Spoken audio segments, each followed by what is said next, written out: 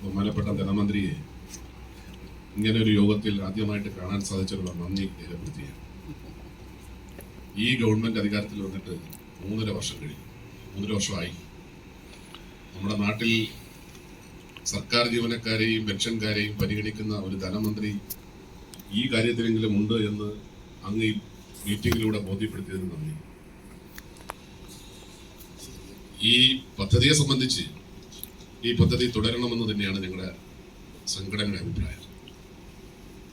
പക്ഷേ ഈ പദ്ധതിയിലേക്ക് വരുന്നതിന് മുമ്പ് കേരളത്തിലെ സർക്കാർ ജീവനക്കാരും അധ്യാപകരും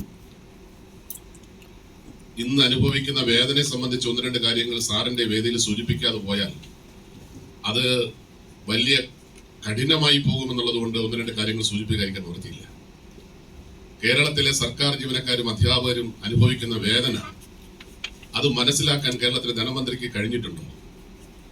കഴിഞ്ഞ 3.5 വർഷമായിട്ട് ഈ സംസ്ഥാനത്തെ ജീവനക്കാർ എങ്ങനെ ജീവിക്കുന്നുവെന്ന് കേരളത്തിലെ ധനമന്ത്രി അന്വേഷിച്ചിട്ടുണ്ട്. കേരളത്തിലെ എത്രയോ സർക്കാർ ജീവനക്കാരൻ ഇന്ന് കൂലിപ്പണിക്ക് പോവുകയാണ് സാർ. ജീവിക്കാൻ നിവൃത്തിയില്ലാതെ കേരളത്തിലെ സർക്കാർ ജീവനക്കാരൻ കൂലിപ്പണിക്ക് പോവുക. കേരളത്തിൽ ബഹുമാനപ്പെട്ട ധനമന്ത്രി ഇത് മനസ്സിലാക്കിയിട്ടുണ്ടോ എന്നുള്ള കാര്യം വളരെ വിനീതമായി ചോദിക്കുക. 22% ക്ഷാമബത്ത ഞങ്ങൾ ആരോടാണ് ചോദിക്കേണ്ടത്? ഞങ്ങൾ ആരോട് ചോദിക്കണം സാർ? ഇന്ത്യയിൽ ഏതെങ്കിലും ഒരു സംസ്ഥാനത്തെ അവസ്ഥയുണ്ടോ?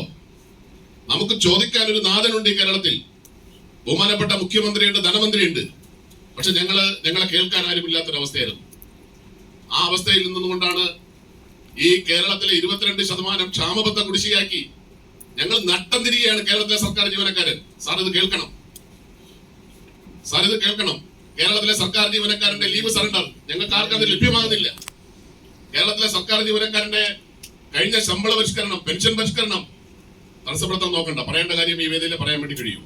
1-2 കാര്യങ്ങൾ ബഹുമാനപ്പെട്ട ധനമന്ത്രി വിളിച്ച യോഗമായിട്ട് അദ്ദേഹത്തെ സൂചിപ്പിക്കാൻ വേണ്ടിയിട്ടാണ് ഈ കാര്യങ്ങൾ സൂചിപ്പിക്കുന്നത്, പ്രസംഗിക്കുന്നതല്ല. അല്ല, സബ്ജക്ട് ബേസ് ആണെങ്കിൽ തന്നെ ഞങ്ങൾക്ക് പറയാൻ വേറെ വേദിയില്ലല്ലോ. അതുകൊണ്ട് അതിനകത്ത് തടസ്സപ്പെടുത്താൻ ശ്രമിക്കണ്ട. പറയേണ്ടത് പറഞ്ഞിട്ടേ പോകും. സാർ, ഞങ്ങൾക്ക് ജീവിക്കണം ഈ കേരളത്തിൽ. ഞങ്ങൾ അനുഭവിക്കുന്ന ദുരിതം ധനമന്ത്രി മനസ്സിലാക്കണം. 2% കേരളത്തിന്റെ ചരിത്രത്തിൽ ഇന്നേ വരെ ഒരു ധനമന്ത്രിയും കാണിക്കാത്ത ക്രൂരതയാണ് സാറിന്റെ ഭാഗത്തു നിന്നുണ്ടായത്. വെറും 2% ക്ഷാമബത്ത് അനുവദിച്ചിട്ട് ആ ക്ഷാമബത്തയുടെ കുടിശ്ശിക പോലും ഞങ്ങൾക്ക് തന്നില്ലെങ്കിൽ ഞങ്ങൾ എങ്ങനെ ജീവിക്കും സാർ? സാറിന്റെ കുടുംബ പത്രമാണ്, സാറിന്റെ കുടുംബ പത്രമാണ്. ഞങ്ങളെ കുടുംബം ദാരിദ്ര്യത്തിലോട്ട് ഞങ്ങൾ ഉടരുകയാണ് സാർ. ആയിരക്കണക്കിന് ജീവനക്കാർ വഴിയാധാരമായിട്ട് ജീവിക്കേണ്ട അവസ്ഥ വന്നിരിക്കുന്നു സാർ. അത് മനസ്സിലാക്കണം. കേരളത്തിലെ ഞങ്ങൾക്ക് ഇന്നിപ്പോൾ എന്താ പ്രതീക്ഷിക്കാനുള്ളത്? ഈ ക്ഷാമബത്ത ഞങ്ങൾക്ക് കിട്ടുമോ? ഈ ലീവ് സറണ്ടർ ഞങ്ങൾക്ക് ഏത് കാലത്ത് കിട്ടും? ഞങ്ങളെ ശമ്പള പരിഷ്കരണം കുടിച്ച് ആര് തരും ഞങ്ങൾക്ക്? സാർ, ഇതിനാരാ സാറിന് പറയാൻ മറുപടി ഉണ്ടോ? സാർ പറയുന്നത് കേന്ദ്രം തരണമെന്നാണ്. സാർ, കേന്ദ്രം തരണമെന്ന് പറഞ്ഞ് സാർ മുന്നോട്ട് പോയിട്ട് സുപ്രീം കോടതി പോലും അത് അംഗീകരിച്ചില്ല സാർ. എത്ര കാലം ഞങ്ങൾ ആരോടാ ചോദിക്കേണ്ടത്? ഞങ്ങൾ ആരോടാ പറയേണ്ടത്?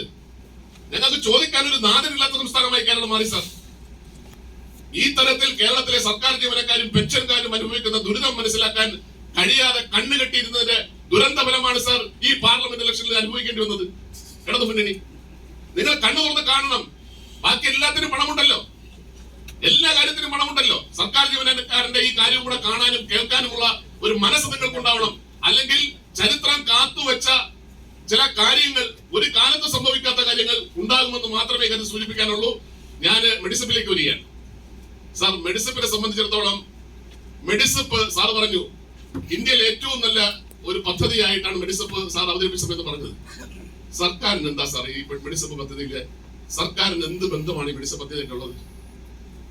സർക്കാരിന് ഇടനിലക്കാരന്റെ പണിയാണോ സാർ? ഒരു ഗവൺമെന്റ് ജീവനക്കാരന് വേണ്ടി ഒരു പദ്ധതി പ്രഖ്യാപിച്ചാൽ, പെൻഷൻകാർക്ക് വേണ്ടി ഒരു പദ്ധതി പ്രഖ്യാപിച്ചാൽ അതിന്റെ വിഹിതം കൊടുക്കാനുള്ള ഒരു മര്യാദ സർക്കാരിനുണ്ടാവണ്ടേ?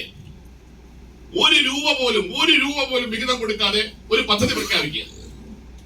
ഈ പദ്ധതിയെ സംബന്ധിച്ചത് പ്രഖ്യാപിക്കുന്ന വേളയിൽ എന്താ സാർ സംഭവിച്ചത്? ഞങ്ങളുടെ യോഗം ഞങ്ങളെ വിളിച്ച് കേട്ടില്ല. ഫൈനലായിട്ട് ഈ പദ്ധതി പ്രഖ്യാപിക്കുമ്പോൾ ഞങ്ങളത് കേൾക്കാൻ പോലും തയ്യാറായില്ല സാർ. ഇപ്പൊ ഈ യോഗത്തിന് വേണ്ടി വിളിക്കാൻ വേണ്ടി തയ്യാറായി. പക്ഷെ കഴിഞ്ഞ ഗവൺമെന്റ് കാലത്ത് അവസാനം ഇത് കേൾക്കാൻ പോലും തയ്യാറായില്ല. പദ്ധതി പ്രഖ്യാപിക്കുകയായിരുന്നു. 1 രൂപ സർക്കാർ വിഹിതം തരാതെ ഒരു പദ്ധതി നടപ്പിലാക്കിയിട്ട് പറയാണ് ഈ പദ്ധതി ഇന്ത്യയിൽ ഏറ്റവും വലിയ പദ്ധതിയാണെന്ന്. മറ്റേതെങ്കിലും ഒരു സംസ്ഥാനത്തെ അവസ്ഥ ഉണ്ടോ സാർ? എന്തുകൊണ്ട് ഈ പദ്ധതിയിൽ ഇത്രയും പരാതി ഉണ്ടാകാൻ എന്താ? എന്തുകൊണ്ടാണ് സ്വകാര്യ ആശുപത്രികൾ സഹകരിക്കാത്തത്?